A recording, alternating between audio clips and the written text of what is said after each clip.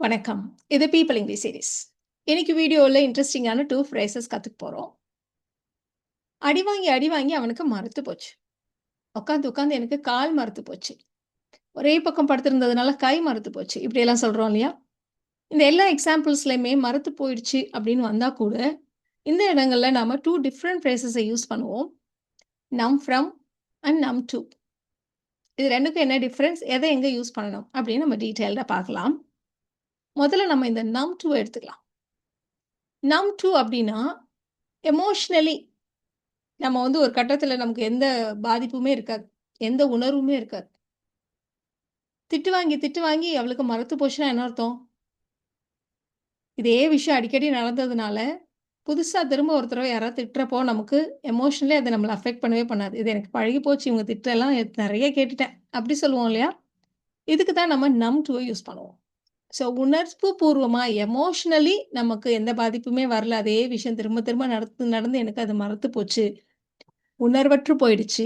அது எனக்கு பழகி போச்சு. இந்த மாரிலாம் சொல்றதுக்கு நம்ம நம் டூவ யூஸ் பண்ணுவோம். இப்ப நாம சொன்ன விஷயங்கள்ல பழகி போச்சு அப்படின்னு ஒண்ணு சொல்றோம் இல்லையா? ஸோ அதனால நெறைய பேருக்கு பழகி போச்சுன்னோனயுமே உடனே ஞாபகம் வரக்கூடிய ஒரு phrase used to, be used to. அதனால இந்த நம் டூக்கும், பி யூஸ்ட் டூக்கும் என்ன டிஃபரன்ஸ்ன்றத ஃபர்ஸ்ட்டு பாத்துரலாம். பொதுவா பி யூஸ்ட் டூ எங்க யூஸ் பண்ணுவோம் அப்படின்னா, கஷ்டமான விஷயம் தான். ஆனா காலப்போக்குல செஞ்சு செஞ்சு நமக்கு அதுக்கு பழகியிருப்போம். ஸோ அந்த மாரி இடங்கள்ல தான் நம்ம பி யூஸ்ட் டூ யூஸ் பண்ணுவோம். இந்த இடம் இவ்ளோ ஹாட்டா இருக்கே! இங்கே நீ எப்படி ஒர்க் பண்ற? அப்படி கேட்டா, செஞ்சு செஞ்சு பழகிடுச்சு. அப்படி சொல்லுவோம். இவ்ளோ தூரம் ஸ்கூலுக்கு நடந்து போணுமா? அவ நடந்து போய் அவளுக்கு பழகிடுச்சு. இப்படி சொல்லுவோம். ஸோ இந்த மாதிரி இடங்கள்ல தான் நம்ம பி யூஸ்ட் டூ யூஸ் பண்ணுவோம். பி யூஸ்ட் டூவோட ஸ்ட்ரக்சர் கூட நீங்க பார்த்துருங்க. Be used to plus noun இல்லன்னா ஜெரண்ட். ஜெரண்டும் நவுன் தான். ஜெரண்ட்னா வெர்ப் பிளஸ் ஐஎன்ஜி. ஸோ இந்த மாதிரி நம்ம யூஸ் பண்ணுவோம்.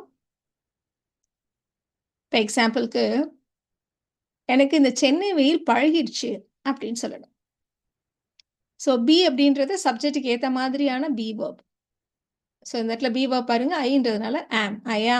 ஐ ஆம் யூஸ்ட் டூ பக்கத்துல நவுன் இல்ல நவுன் ஃப்ரேஸ். சென்னையோட வெயில் the hot weather in Chennai. I am used to the hot weather in Chennai. இப்ப அதே மாதிரி அவ ரொம்ப தூரம் நடந்து நடந்து அவளுக்கு பழகிடுச்சு அப்படின்னு சொல்லப் போறோம். இப்ப ஷீன்னு இருக்கிறதுனால ஷி இஸ் யூஸ்ட் டூ. நடக்கிறது அப்படின்றதுனால வெர்ப் பிளஸ் ஐஎன்ஜி. ஜெரண்ட் ஃபார்ம்ல சொல்றோம். ரொம்ப தூரம் நடந்து நடந்து பழகிட்டா. அதனால she is used to walking long distances. She is used to walking long distances. So verb plus ING gerund ஃபார்ம்ல நம்ம நவுனா அதை யூஸ் பண்ணியிருக்கோம். இப்போ நம் அப்படின்றத வச்சு நம்ம நம் ஃப்ரம் அண்ட் நம் டூ இது 2த்தையும் பார்க்க போறோம். பொதுவா நம் அப்படின்றது என்னன்னா, ஒரு உணர்வற்ற நிலை.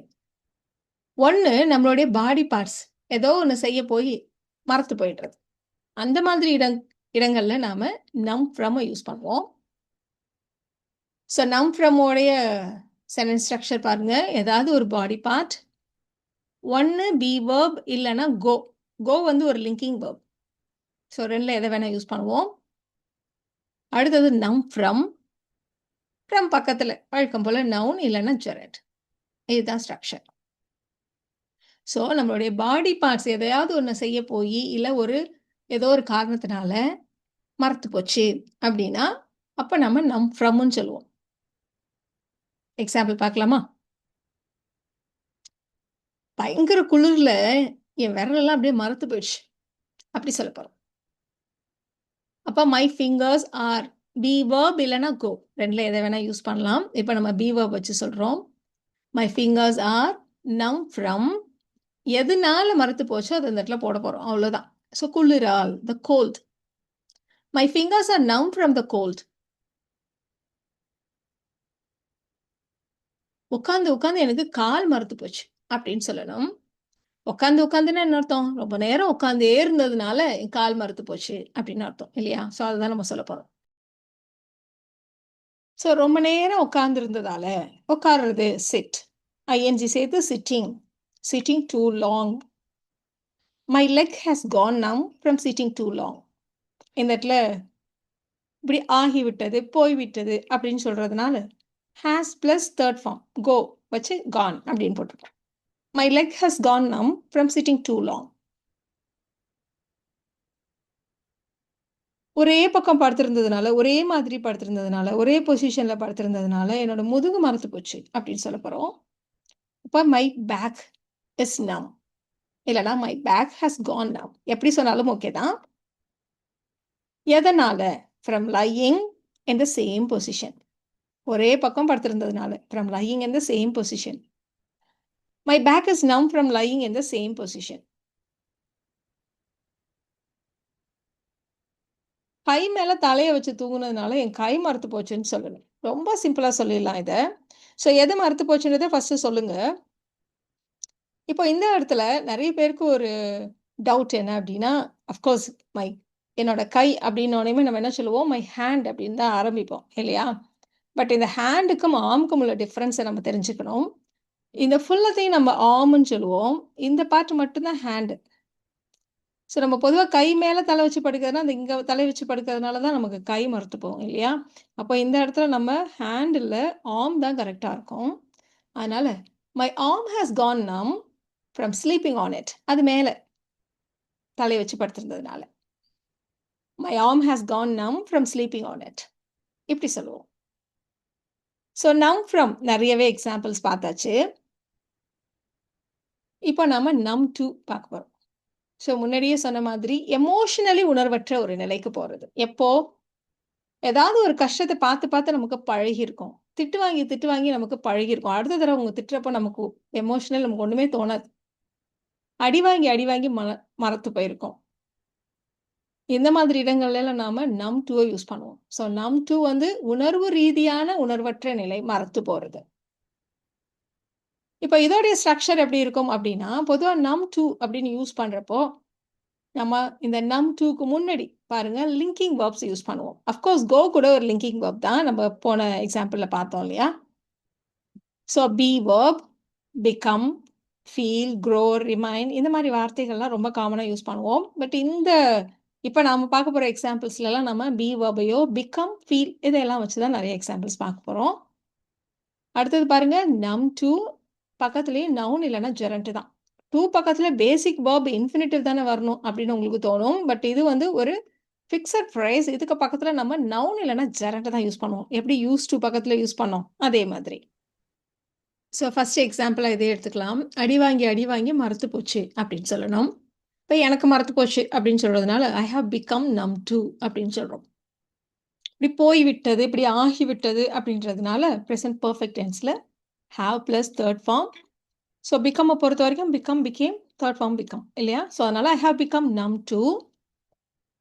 இப்ப இந்த இடத்துல வெர்ப் பிளஸ் ஐஎன்ஜி அப்படின்னு நம்ம யூசுவலா சொல்லுவோம்.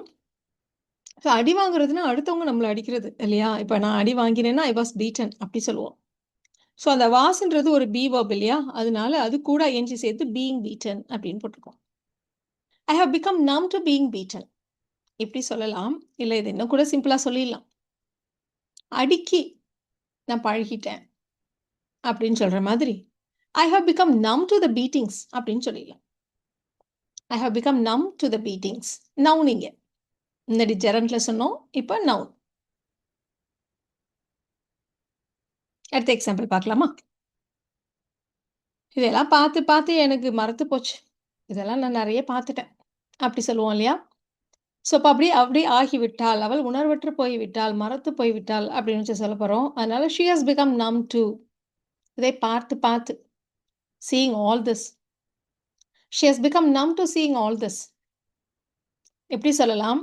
இல்ல நீங்க இதெல்லாம் பார்த்து, பார்த்து அப்படின்னு சொல்றப்போ நாம ஆஃப்டர் வச்சு சொல்லலாமா அப்படின்னு கேட்டீங்களான்னா, அப்படி கூட சொல்லலாம். பொதுவா நாம ஒரு ஸ்ட்ரக்சர்ல இங்க சென்டென்ஸ் போட்டிருக்கோம். நீங்க இத வேற விதமாவும் சொல்லலாம். இப்ப இதையே நாம after seeing all this, she has become numb do it அப்படியும் சொல்லலாம். அவமானப்பட்டு, அவமானப்பட்டு மனசு மறத்து போச்சு அப்படின்னு சொல்லப் போறோம். இப்ப அவளுக்கு யாரு இந்த இடத்துல சப்ஜெக்ட் இல்ல. அதனால அவ அவமானப்பட்டு, அவமானப்பட்டு அவளுக்கு மனசு மறத்து போச்சு. அப்படி சொல்லலாம். ஸோ அவமானப்படுறதுன்னா humiliation. She has become numb to humiliation.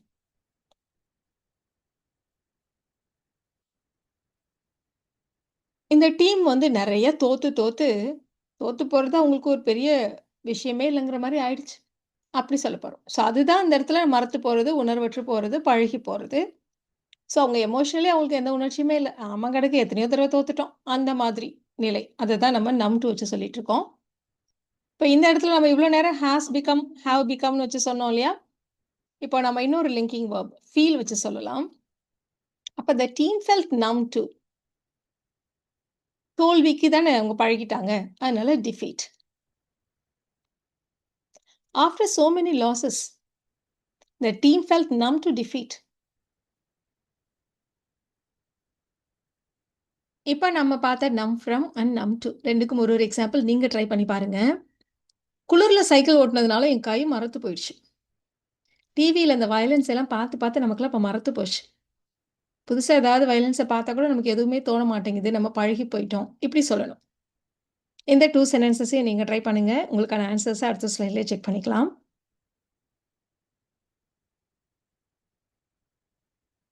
உங்களுக்கான ஆன்சர்ஸ் பார்த்துடலாமா? ஸோ ஃபர்ஸ்ட் எக்ஸாம்பிள்ல நாம பாடி பார்ட் மறந்து போறத பத்தி பேசுறோம். அதனால நம் ஃப்ரம். செகண்ட் எக்ஸாம்பிள்ல நம்ம மனசு மறத்து போச்சுன்னு சொல்றோம். அதனால நம் டூ. சரி. ஸோ ஃபர்ஸ்ட் சென்டென்ஸ்ல என் கைகள் மரத்து போயிடுச்சு அப்படின்னு நம்ம சொல்லணும். நம்ம இந்த இடத்துல கைன்னு எதை சொல்றோம்? சைக்கிள் ஓட்டுறப்போ எதால நம்ம அந்த ஹேண்டில் பார பிடிப்போம்? ஹேண்ட்ஸ்னால இல்லையா? அப்போ my hands are numb from எதை செஞ்சதுனால? சைக்கிள் ஓட்டுனதுனால. சைக்கிளிங் குளிர்ல ஓட்டுனதுனால. அப்ப cycling in the cold. My hands are numb from cycling in the cold. Second எக்ஸாம்பிள்ல எதுக்கு மனசு மறத்து போச்சு? வன்முறைக்கு. நம்ம வன்முறைன்ற ஒரு விஷயத்துக்கு நம்ம பழகிட்டோம். அப்ப we have become numb to violence. ஏன் இப்படி பழகி போயிட்டோம்? இத அடிக்கடி டிவில பார்த்து, பார்த்து. ஃப்ரம் வாட்சிங் it on TV. We have become numb to violence from வாட்சிங் இட் ஆன் டிவி. இப்போ இந்த 2வது சென்டென்ஸ் கொஞ்சம் மாத்தி கூட நம்ம சொல்லலாம். ஃப்ரம் வாட்சிங் violence on TV so often. அடிக்கடி பார்த்து, பார்த்து அப்படின்னு சொல்றதுனால ஃப்ரம் வாட்சிங் violence on TV so often. We have become numb to violence அப்படி கூட சொல்லலாம். அப்படி இல்லைன்னா we have become numb to it 2 தடவை வயலன்ஸ்ன்னு சொல்லாம அப்படி சொல்லலாம். இப்போ இன்னொரு லிங்கிங் வேர்ப் வச்சு கூட பார்த்துடலாம். நம்ம இந்த இடத்துல நம்ம பிகம் யூஸ் பண்ணோம், ஃபீல் யூஸ் பண்ணோம் இல்லையா? க்ரோன் ஒன்று இருந்துச்சுல, நீங்க அது கூட யூஸ் பண்ணலாம். அப்போ ஃப்ரம் வாட்சிங் violence on TV so often we have grown numb to it அப்படி கூட சொல்லலாம். ஸோ இந்த வீடியோவில் நாம numb from and numb to இந்த ஃப்ரேசஸ் எப்படி யூஸ் பண்ணுறது அப்படின்னு தெரிஞ்சுக்கிட்டோம். இந்த வீடியோ உங்களுக்கு யூஸ்ஃபுல்லாக இருக்கும்னு நினைக்கிறேன். Thank you so much.